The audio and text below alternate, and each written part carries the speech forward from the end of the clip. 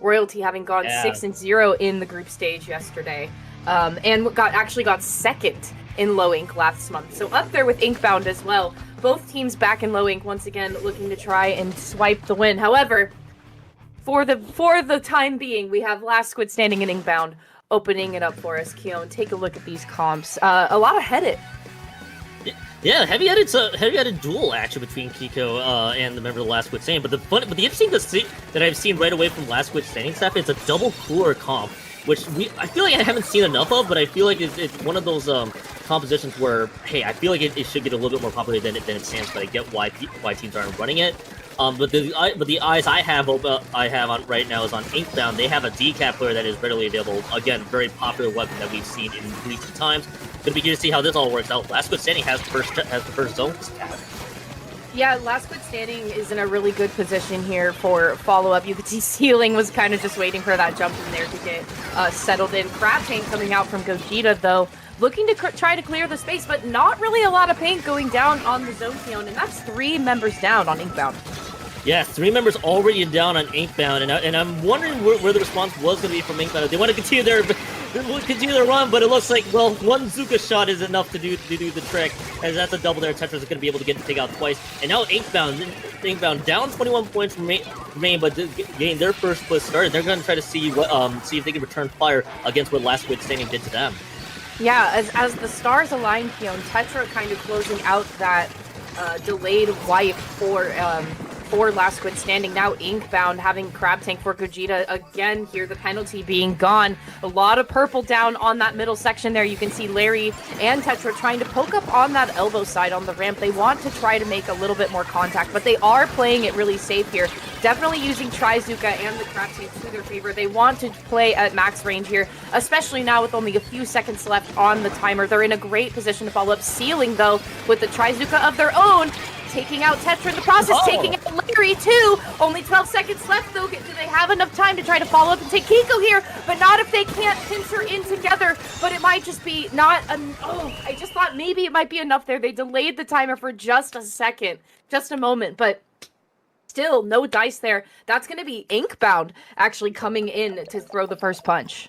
We gotta give major props to Ceiling, though, trying to at least give Last Squid Standing a chance to fight back there with not only just the Zuka shot that lands, but also a nice little carbon flick. But there just wasn't enough power to get back to the zone and get the retake there. And what we saw there is basically we just gotta get ourselves warmed up there from Inkbound. Yeah, you're down a huge deficit, but it didn't really rattle them at all. And I love that they kept that mental fortitude, and they realized, all right, we do have a lot of pain that we had in our squad. There's no reason to panic just yet. Still got to play it out. There was plenty of time left on the clock, and Inkbound was able to take that one home. Yeah, but also you could tell that in that moment where Ceiling had the Trizuka out, they immediately changed their attention to objective as soon as that timer went below 20 seconds. They had 2 Zuka shots left in their arsenal after the first one when they turned around to face the zone. We're able to get a point-blank shot on Tetra, don't get me wrong. That was phenomenal and definitely in their favor there for Last Squid Standing. However, that was another shot wasted and not utilized on the zone to even get any more painting power on the zone because another teammate was trying to get in there and help Ceiling follow up, but got taken down by Kiko in the process, who was just at a very comfortable position with their heavy edit in the center zone. So definitely well played by Inkbound. Solid foothold, not overextending themselves when they did get a hold of the zone, and that's exactly how you want to play it. But when you go in now into Rainmaker Humpback Pump Track, so this is Last Squid Standing's counter pick. They know that Inkbound can play the long game and take position and take hold very, they can execute taking a position very well.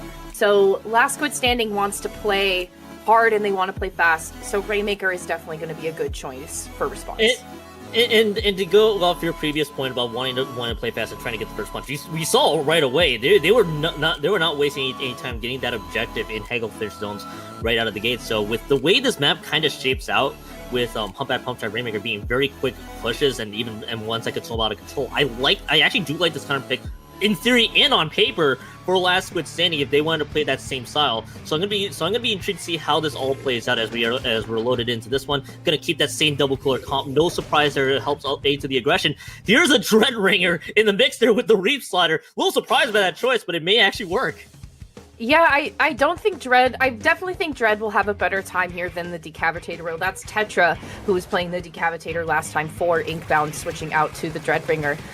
With still having the Crab tank online though, good solid positions to take with Crab here already with opening statements. We have Koki opening up with that killer whale there, not really causing too much of a disturbance though. Inkbound having a really subtle foothold on mid. That's Gogeta popping that Crab tank as well. You can see that everybody for Last Squid Standing is kind of spread out, and as the crow flies, that is a wipeout for Inkbound. First checkpoint so far. That, as the crow flies, is certainly one way to put it. I wonder if there was just a lone bomb that basically took out everybody there, because that wipeout almost happened near instantaneously, and it led to such a quick advantage for Inkbound. Last Squid Standing is gonna be the one quickly in that deficit. I know it's one of those moments where, okay, it happened so quick you didn't realize what was going on. But at least for them, there weren't any staggered respawns. They were able to quickly rebound back. But that first checkpoint is already cashed in for Inkbound. Yeah, and Sealing here with a great Trizuka to try to follow up. That is going to be at the 58 mark currently as it stands, and actually Sealing going in for the cooler. That is one thing. If you have water cooler talk right now, Keon, that is cause and means for the Slayer of the team to try to follow up and go and take you down and disband the cooler talk as a boss whale in the office. And that's exactly what the Sealing was able to do. That gives Gogeta a chance to set up with that Crab tank. That gives Kiko the opportunity to pick up the Rainmaker here. And once again, we have Inkbound on the follow-up past that first checkpoint. There's a lot of open space to work with, Keon, and especially with the Trizuka to follow up, this could look really detrimental for Last Squid Standing. And for Last Squid Standing, they don't need to panic right now. They already took two members out. That's a heavy edit. That's Tetra down with the Dreadbringer. So they were at least able to hold them off for a second time. And that Rainmaker is picked up, quickly reset, realizing where that Rainmaker stood. It's a great overall play so far. But now you got to figure out when will that first checkpoint come into view. Should be coming up here soon here, Saf, as they are able to take out Larry, who was on that carbon roller dude. And now this time, Last Squid Standing, they got the advantage. They got that checkpoint all figured out. There's that core that is available right away, and they're trying to fire a few lob shots to no success as the Rainmaker gets dropped. That's a great response from Last Squid Standing. That also could have been so much worse for them too, defensively, with the way Inkbound was pushing up. Yeah, and Tetra's in a good spot here with that Dreadbringer. There they go with the Reef Slider, and in the middle of so much crossfire, and somehow surviving and taking two in the process. A great response from Inkbound. That's going to be twice called out. They're not going to be taken down, though, from the members of Last Squid Standing. However, Inkbound has the Rainmaker in their possession now. Only 32 points left on the clock here. I mean, Keon, I thought this was going to be a really quick game, but it seems like Inkbound is really taking their time with trying to play this one. They keep finding themselves in a delayed wipe scenario, both teams just at different times. But here's Tetra once again following up that Reslider. You can see Sealing trying to follow up, putting an end to Tetra's reign and terror. That's Last Squid Standing with the Rainmaker in hand. I mean, it's kind of a tit for tat match here. This is pretty back and forth, and we know it, and you exactly noted it there too. There were several times where we feel like, all right, Inkbound should have the advantage, able to push up forward, but Last Squid Standing's defense is basically on point, and Sealing's just having a set so far, even with the team being down. Sealing's doing all they could to keep their team up ahead, and try to stay in this one. With a double that was cashed in from Sealing earlier, it's going to be the same situation. So they're going to have to figure out how to convert, but that wipeout is going to have other ideas there, Sap, and there should be way more points on the board right now. Kiko's going to be the one pulling up forward. Two members did go down in that process. Tetra's already there. Again, 3 down. It's, again, a very strong hold from Last Squid Standing, but with the problem here, that 13-point swing, that's a really stellar push and a stellar point cap for them. Might be a little bit more tricky, but there's still time left on the clock. Yeah, and I think them trying to follow up on the left-hand side, I'm not sure if this is going to be advantageous for Last Squid Standing. Gogeta already going to take this opportunity.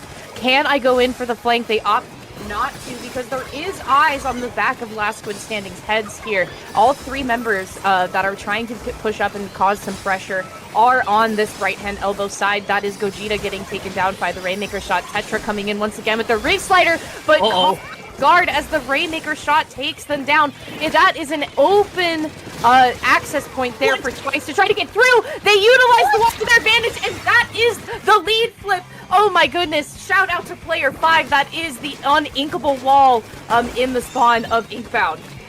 Yeah, and now it's overtime, and this is one of the problems with Humpjack Rainmaker is these lead changes can happen so quick if you lose out on these advantages, and that's exactly what we saw right there. The last chance opportunity for last Squid Standing to give themselves a push, and boy howdy, Sav, they took full advantage of this one. We're going to Game 3. Yeah, that is Game 3, and Keon, that is putting Inkbound on the counter pick. So that means that because Inkbound won Splat Zones, for those of you that might not understand how counter picking works, we don't know. We don't know. We just like to let you know. Yep. But for those of you that don't understand, so now that Inkbound is on the counter pick side, it means that they cannot pick Splat Zones because they won on Splat Zones previously. So they can pick Rainmaker again, so Rainmaker could be played again, but however, they also have to pick between Tower and Clam Blitz.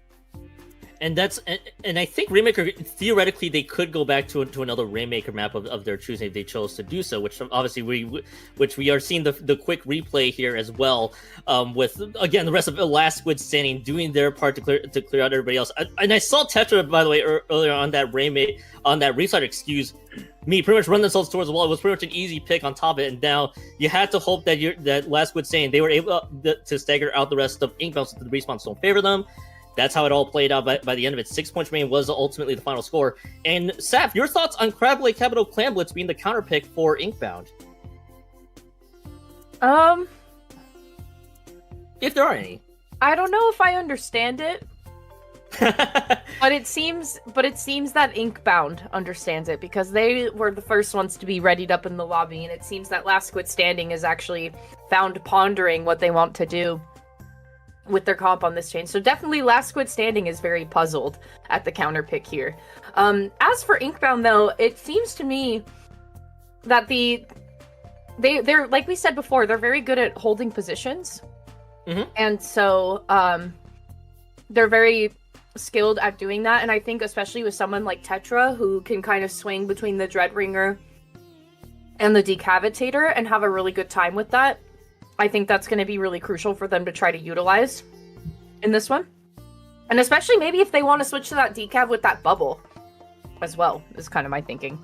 I feel like this could be one of those maps where we shouldn't be surprised if Tetra goes back to that mid decav. It's such a stellar option in Crab Lake Clams. Though I'm intrigued by the map mode, but I feel like with the way, as you mentioned before, Inkbound being able to hold position, looking to play for that long game that has been alluded to before. So this probably was my original train of thought. So, of course, with Last Squid Standing being a little intrigued by this counterpick, they're going to switch over to the pencil, the much maligned pencil in certain circles. Hello, Hydra. How are you doing there from Inkbound? That's what Kiko's going to be dishing out. Okay, so they're both like, all marbles on the table, let's just try to do what we can here. So that's going to be Pencil and Hydra are going to be what can we do here to have fun with it. Tetra's sticking with that Dreadringer as well. So Reef Slider going to be a good option to try to get up on that ramp and securely fasten yourself into the basket area of your opponent. That's 2 members down, though, already on Last Squid Standing. Inkbound trying to make their way and infiltrate into the center stage here, but that's still going to be a quick respawn time from Last Squid Standing, especially with Koki on that 52 gal. It seems like the displacement tools of the Killer Whale have been really useful for Last Squid Standing. Yeah, but right now they're hoping to wait on that just a little bit more. But we did see just the 3 down there from Last Squid Standing. But to your point, the displacement with Koki on that 52 gal looking to try to displace the rest of the group. The next step they have to solve though is how do you deal with Inkbound's movement. That's gonna be the interesting thing that they're gonna have to deal with there, as they already got that first push in, start on the 53 points remaining. And so far though, they're keeping this push, they still keep this basket open for all it's worth. Gogeta was trying to throw in the clamp again at the nick of time. I feel like I've seen that a couple times already in previous tournaments, but this should be the push getting sold out there. 2 members going down, especially the Hydra down as well. 44 points already past the halfway marker. So that's a great start for Inkbound. Yeah, phenomenal start for Inkbound at that, because I mean, it leaves me wondering, we're still at the 100 point for Last Squid Standing. What are we doing here? But look at this, a rush to the finish. That's Koki and Sealing pincering in the splash player on Inkbound, and that's another member of Inkbound going down, but Tetra is going to try to take the trade with them, making it an even fight once again. It just seems like Last Squid Standing gets a really good first punch, but then, I mean, Inkbound is really keen on the response time, and so they kind of just even the playing field immediately there. Look at Koki trying to go up and fight with Gogeta. Maybe not the best the best fighting stance to try to take there. That's Gogeta taking down another player of Last Squid Standing there. So again, Inkbound is good at getting themselves a solid lead and then just holding themselves down on the defensive front. I do appreciate the effort there to try to fight Gogeta head on with the crab take, but that may not necessarily been the wisest thing to do. Like, I mean, it's brave. We'll give them that. It's super brave there as well, but ultimately just going down for their efforts. On top of it, as we do get to see that buoy bomb being used. The thing that I was about to note there to look out for was the buoy bomb place, I imagine, will be used to help support pushes, especially trying to clear out that space for the basket to be cashed in. They're going to have to wait on that just a little bit more, though, as we're going to get the first push in from Last Squid Saint. Twice is going to be the one to get that one through, as Cotton's also throwing in some extra power clams. Now small clams, as they are able to cut this deficit down by just a little bit more. Twice's jump is actually just a bit short there, as that power clam should be disappearing there soon. I think that was the free clam back at basket, if I'm not mistaken. No, they just spawned one, actually, is what that was. So that's what they end up seeing. Somehow saving it, though. They're going to have to wait on this for a little bit longer, but hey, Saf, they cut that deficit down, so it's a good response from the Last Squid Saint. It gives them a little bit more breathing room. Yeah, and the reason for that deficit to diminishing is because of ceiling, because that Trizuka that they had before that basket pop was, in fact, a triple on Inkbound. So down to the 56 mark. Thank you, and thank you so much, Ceiling. We salute you from Last Squid Standing. But still a little bit more to try to make up. That's 12 more points that they have to make up to try and even get close to trying to change the lead. We only have a minute and some change left. That's Killer Whale coming out, and 2 members down on the side of Inkbound. So looking good for an opening push for Last Squid Standing, but if you have Koki going down, and actually you have Kiko standing on top with the Hydra Splatling, and you don't have a whole lot of range to really work with to try to get them out of there. So play it carefully, play it safe. You have Ceiling trying to launch those Trizuka shots again, not really deterring Tetra from any sort of defensive maneuvering though. So really gotta play this one carefully, Keon. And the thing that Inkbound has done well is trying to fall off the long term. How long can you hold this one out for? Because Last Squid Standing, you know that they're going to be playing aggressively across the board. They take 3 members out. It's delayed 3, I believe, on top of it. Now you're going to be seeing some movement up front. With everybody clearing everybody out, I think Ceiling was the one there as well to clear out members from lead change right out of the gate, and now more members getting staggered out big time. Yes, it was 3 down for Inkbound, 2 down for Last Squid Standing, but Twice is going to try to jump in, at least get a few more times over there as well. Saf, they cut this on 26 points remaining. Already the lead changes hands. Inkbound does have another chance left. Yeah, Inkbound's got another chance left as we enter the overtime clock. That is Larry getting taken down as they had Trizuka in their hands. That's absolutely huge. Not only that, they have the power clam to boot, and that's Gogeta pushing up as well. That's 2 members down on Last Squid Standing here, but Ceiling trying to defend the power clam, which is exactly what they had to do, because you could see that there was a puddle of a member from Inkbound trying to go in and get that power clam at the last moment. Ceiling being the final defender. That's Last Squid Standing moving on to the next round. How about Ceiling so far? Great awareness. For real. Yeah, Ceiling had a great set all on their own. Of course, rest of Last Squid Standing knew the assignment, but that was such a phenomenal performance, not just from the previous maps, this map especially. Great awareness, realizing, right, that's the last power clam that's available. The other thing that also hurt Inkbound on that last attempt to push, one of the power clams, I believe it was the Hydra player, that power clam was dropped right around the railing, which makes it much more difficult to get to, so they had to just scramble at the last moment, up likely for that one power clam that Ceiling was able to defend. And that's kind of how things go sometimes, or as your favorite phrase goes, how the cookie crumbles for Inkbound. And hey, Last Squid Standing though, 2-1 set victory. It's very stellar, and Inkbound will have to make the run back in the losers bracket. Yeah, well, when you have a captain like Ceiling being the captain for Last Squid Standing, I mean, and you have the results to follow it up, like if you have good leadership, then like you're bound for success. And I think it's funny to me because I noticed Ceiling's title was like mild middle manager, and I was like, buddy, middle management doesn't pull moves like you were just doing with triple Inkzuka, and then getting the points down, like literally clearing the gap, bridging the gap between you and your opponent in points with clams. Like, you know what I mean? Like, that's not some middle management type move. That's like executive type beat. And Actually, something I want to note, Keon. I believe Last Squid Standing actually has some pretty significant results here, including they were first in their Division 8A in Season 15 of Ludi. So the most recent Ludi season, they have really decent results. So seeing them here in the top of or not in the top of Alpha Bracket, well, I guess kind of. Alpha Bracket's the top. That's what I think in my brain. You're on the winner's side. Alpha Bracket is in the winner's circle, and so. Last Squid Standing, like, it's no surprise that they're here, and especially having somebody like